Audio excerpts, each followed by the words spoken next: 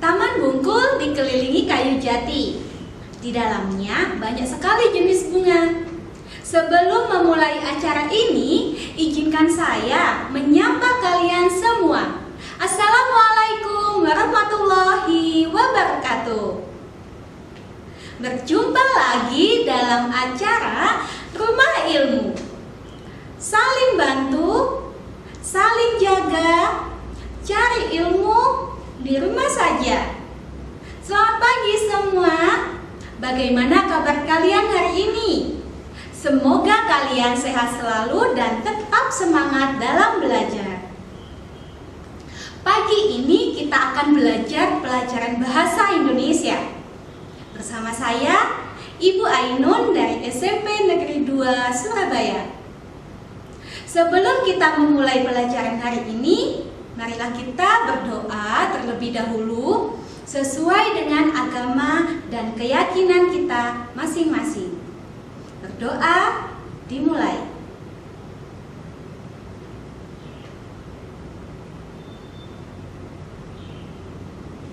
Berdoa selesai. Sebelum kita masuk ke pembelajaran hari ini, mari kita lihat kompetensi dasar dan tujuan pembelajarannya. Kompetensi dasar menceritakan kembali isi fabel atau legenda daerah setempat. Untuk tujuan pembelajarannya, siswa mampu menceritakan kembali isi fabel atau legenda daerah setempat dengan tepat. Itu tadi kompetensi dasar dan tujuan pembelajaran kita hari ini. Sebelumnya, Bu Ainun ingin bertanya kepada kalian, pernahkah kalian menyaksikan seorang pendongeng yang tengah beraksi di tengah puluhan bahkan ratusan penonton? Bagaimana kesanmu ketika menyaksikan aksi para pendongeng di atas panggung? Sungguh menarik dan memikat, bukan? Ya, dongeng yang dikisahkan sungguh terasa hidup dan membuat penonton seolah-olah ikut terlibat dalam kisah yang didongengkan. Nah, jika kalian ingin menjadi pendongeng yang baik, ada hal yang harus kalian pelajari. Maka dari itu, kita akan memulai pembelajaran dengan materi menceritakan kembali isi fabel dan legenda. Bagaimana anak-anak? Masih semangat? Bagus. Mari kita bahas materi hari ini. Salah satu langkah penting yang perlu kalian lakukan yaitu menceritakan isi fabel yang kamu baca atau kamu simak. Berikut langkah-langkah yang perlu kalian lakukan. Langkah-langkah memahami isi fabel. Yang pertama, membaca fabel secara keseluruhan. Jika perlu diulang-ulang. Hal ini dimaksudkan agar mampu memahami isi cerita sehingga mudah dalam menemukan nilai dan pesan moral yang terkandung dalam cerita. Langkah memahami isi cerita fabel yang kedua, mencatat tokoh dan perwatakannya.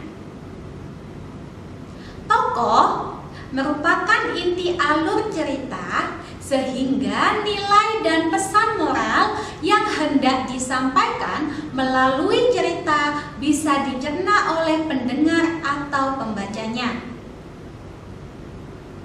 Ada 3 tokoh, yaitu tokoh sentral, tokoh bawahan, dan tokoh latar.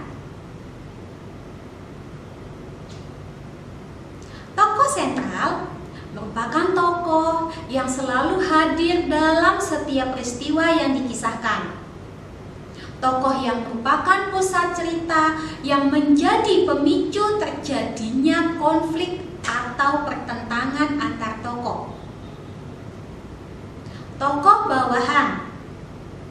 Tokoh bawahan merupakan tokoh yang tidak begitu besar perannya dalam cerita, tetapi terlihat dalam perkembangan alur cerita. Tokoh latar merupakan tokoh yang sama sekali tidak berpengaruh terhadap perkembangan alur kehadiran tokoh untuk menghidupi latar cerita. Langkah memahami isi cerita fabel yang ketiga, mencatat latar cerita. Latar merupakan lukisan tempat, hubungan, waktu, dan lingkungan sosial tempat terjadinya peristiwa. Latar juga memberikan pijakan cerita secara jelas untuk memberikan kesan seolah-olah peristiwa dalam cerita benar terjadi dalam kehidupan nyata. Langkah memahami isi cerita fabel yang keempat, mencatat alur cerita. Pemahaman terhadap cerita diperlukan supaya dapat menceritakan dari awal sampai dengan akhir secara runtut dan sistematis. Fabel menggunakan tahapan alur, orientasi, komplikasi, resolusi, dan koda. Langkah memahami isi cerita fabel yang kelima, mencatat gagasan pokok cerita. Dalam fabel, gagasan pokok cerita berkaitan dengan rangkaian demi peristiwa yang dialami tokoh dalam cerita tersebut. Nah, dalam menceritakan kembali isi fabel secara lisan, yang perlu kalian perhatikan adalah yang pertama, penampilan dan gerakan tubuh. Gunakanlah gerakan tubuh yang lain, misalkan wajah, mata, dan lengan untuk mendukung cerita tersebut. Yang kedua, perhatikan intonasi, irama, artikulasi, dan lafal.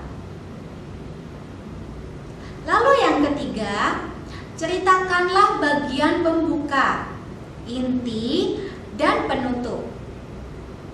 Penceritaan isi fabel harus diceritakan secara runtut. Jangan menceritakan isi fabel secara sepenggal-sepenggal, karena dapat menyebabkan jalan cerita berbeda dengan fabel yang dibaca. Nah, setelah itu akhiri dengan penutup cerita yang santun. Sekarang Bu Ainun akan menayangkan video cerita fabel dengan judul Kupu-kupu Berhati Mulia. Mari kita saksikan bersama-sama.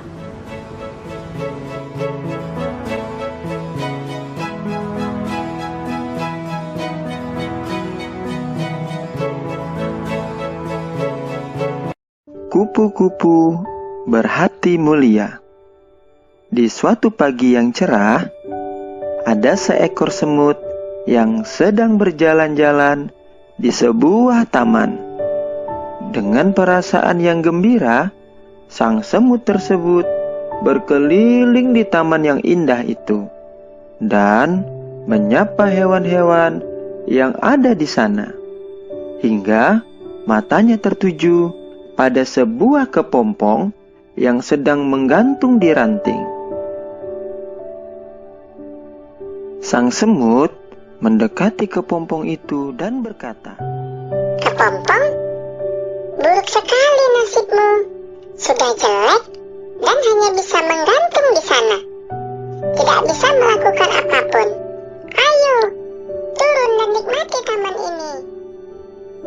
Mendengar ejekan semut tersebut, Kepompong pun memilih diam dan tidak menanggapinya. Pada suatu hari, terjadilah kejadian yang tidak disangka-sangka ketika sang semut sedang berjalan-jalan mengelilingi taman. Ia jatuh ke dalam lubang lumpur yang terbentuk akibat hujan semalam. Dengan mengerahkan seluruh tenaganya, sang semut berteriak dengan keras, berharap ada yang akan menolong. Tolong! Tolong! Tolong! Tak lama kemudian, seekor kupu-kupu yang sedang terbang mendengar teriakannya. Kupu-kupu tersebut mengambil sebuah ranting dan menjulurkannya ke arah sang semut dan berkata,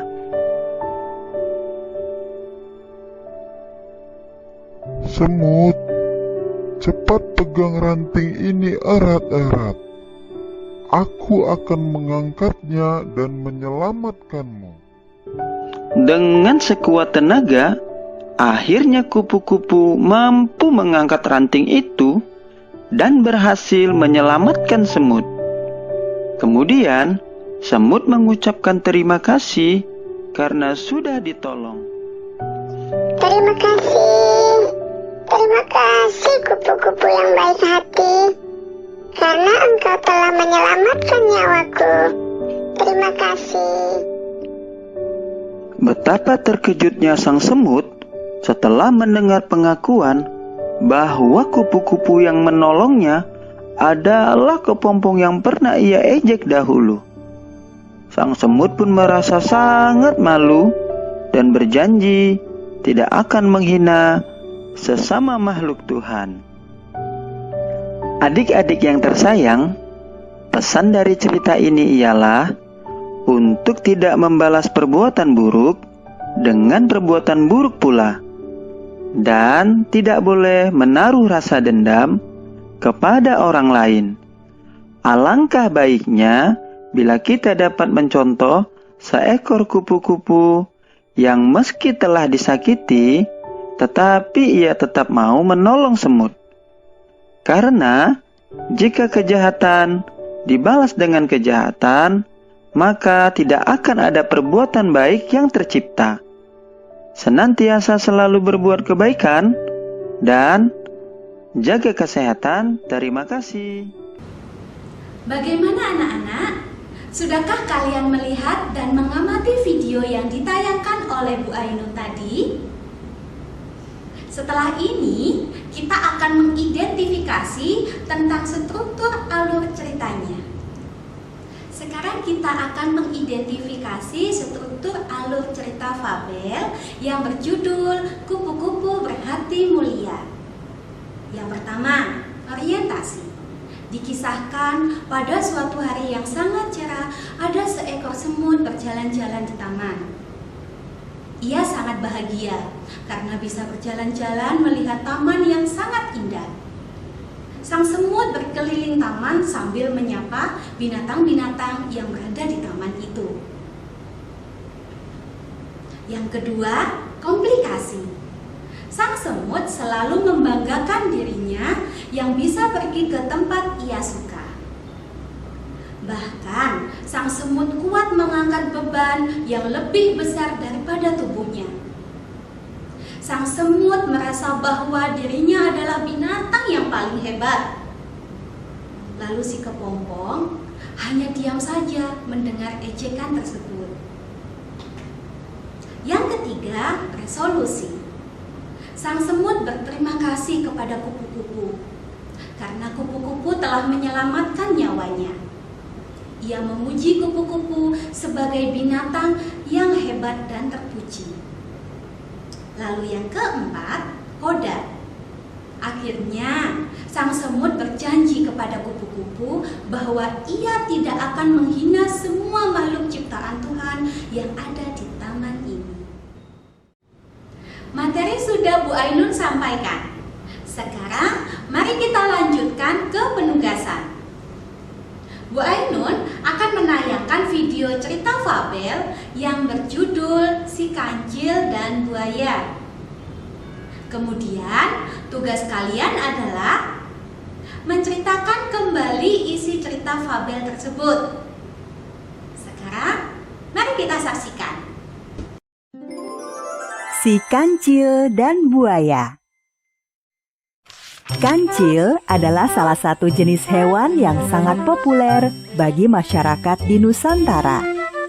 Kancil atau yang juga disebut dengan nama pelanduk ini, meskipun kecil tapi oleh masyarakat di Nusantara dikenal sangat cerdik dibandingkan hewan-hewan lainnya. Salah satu cerita yang sangat populer di Nusantara adalah kancil mencuri timun. Namun, kancil bukan jenis hewan yang suka memakan timun. Makanan utama hewan yang memiliki nama ilmiah Tragulus javanicus ini adalah kangkung, kacang panjang, wortel, bengkoang, ubi, dan daun selada. Salah satu cerita kancil yang sangat populer di Nusantara adalah kisah Kancil dan Buaya. Bagaimana kisahnya? Mari kita simak bersama dalam dongeng berikut ini. Pada suatu hari di hutan nan lebat, seekor kancil lari ketakutan karena dikejar oleh seekor harimau. Kancil yang ketakutan tersebut berhasil sembunyi di sebuah semak-semak. Hai kancil, sedang apa kamu di situ? Kancil tiba-tiba saja terkejut ada suara yang memanggilnya. Kancil pun berjalan mendekati asal suara tersebut yang ternyata seekor kerbau. Ah, dasar kerbau, kamu mengagetkanku saja. Aku lihat tadi kamu sepertinya sedang berlari ketakutan. Iya, aku berlari karena dikejar harimau. Apa? Harimau? Mana? Mana?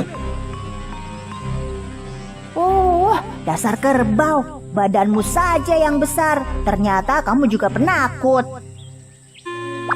Jangankan aku, gajah yang punya gading dan badannya lebih besar dariku saja pasti menyingkir kalau ketemu harimau.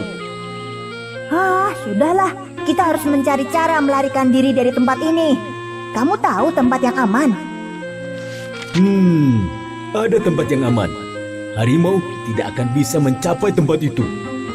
Hah, cepat katakan di mana? Di sana, di hutan seberang sungai sana, harimau tidak akan bisa menjangkaunya. Harimau kan takut air. Kita bisa menyeberang sungai asal bisa menyingkirkan para buaya itu. Kau pikir bisa melawan kawanan buaya itu? Seekor harimau saja sudah membuatmu lari tunggang langgang. Siapa pula yang harus melawan para buaya itu? Aku punya ide yang sangat brilian. Mana mungkin kamu punya ide brilian? Sedangkan aku saja yang lebih pandai darimu tidak punya ide. Tapi sebagai hewan yang bijaksana, aku akan mendengarkan idemu. Cepat, katakan apa idemu? Nanti aku akan berbicara kepada buaya-buaya itu. Begitu mereka melihat ke arahmu, lambaikan tangan sambil tersenyum. Hanya itu? Bagaimana ide seperti itu dikatakan brilian? Tapi agar hatimu senang, baiklah, idemu silakan dilakukan. Hai para buaya, kemarilah. Para buaya yang sedang bersantai itu terkejut melihat kancil mendatangi mereka.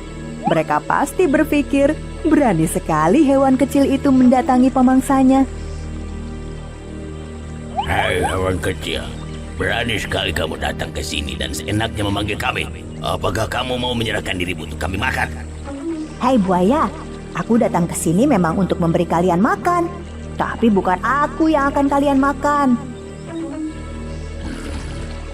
Mencurigakan sekali. Memangnya siapa yang akan kami makan? Kancil menunjuk ke arah kerbau yang sedang berendam di kubangan lumpur. Para buaya itu melihat kerbau yang sedang berendam di lumpur dan melambaikan tangannya kepada mereka. Apa maksudmu memberikan kerbau itu kepada kami? Bukan hanya seekor kerbau, tapi banyak kerbau. Wow, banyak kerbau. Ah, benar. Hai Kancil, aku tidak sebodoh dua temanku ini. Kamu pasti punya maksud tertentu. Cepat katakan apa maksudmu. Atau kamu aku makan sekarang juga. Kalian rupanya belum tahu informasi terakhir ya?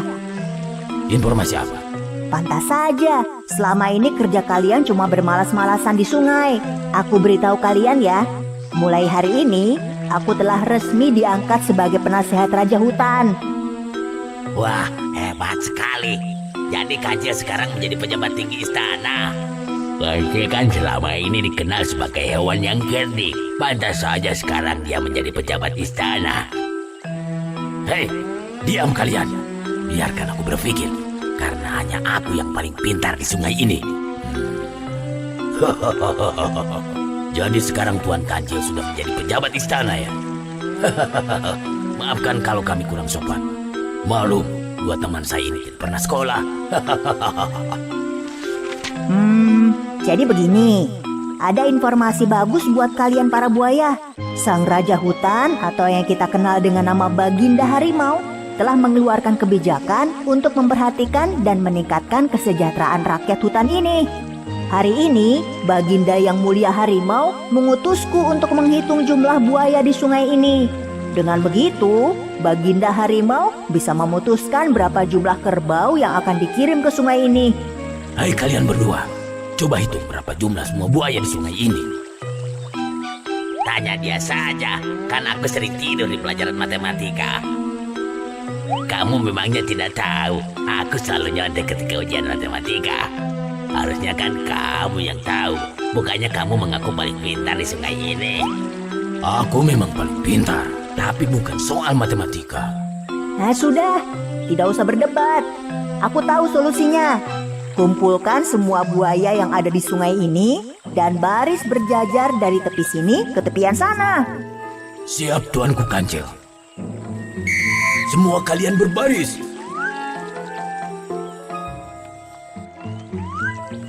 Nah, aku akan berjalan di atas punggung kalian dan menghitungnya. 1, 2, 3, 4, 15. Hai para buaya, jumlah kalian semuanya 15. Tunggulah, aku akan melapor ke Baginda Harimau dan mengirimkan banyak kerbau untuk kalian. Setelah Kancil pergi, para buaya itu sangat gembira karena membayangkan daging kerbau yang gemuk untuk mereka. Sementara itu, harimau yang sedari tadi mengejar Kancil telah sampai ke tempat kerbau yang sedang berkubang di lumpur.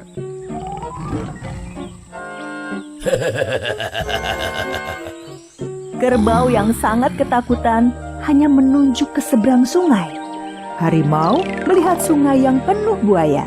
Harimau juga melihat Kancil yang berlari masuk ke dalam hutan di seberang sungai. Melihat hewan buruannya lolos, harimau sangat marah.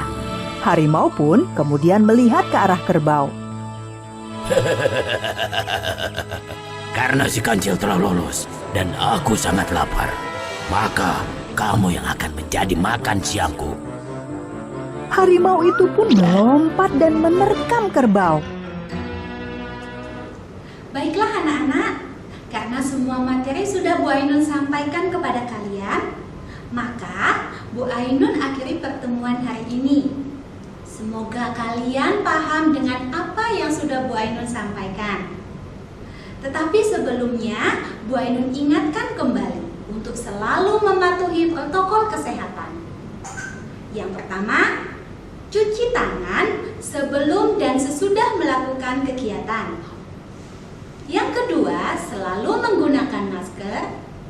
Dan yang ketiga, menjaga jarak dan tetap di rumah saja. Sampai jumpa lagi di lain kesempatan. Wassalamualaikum warahmatullahi wabarakatuh.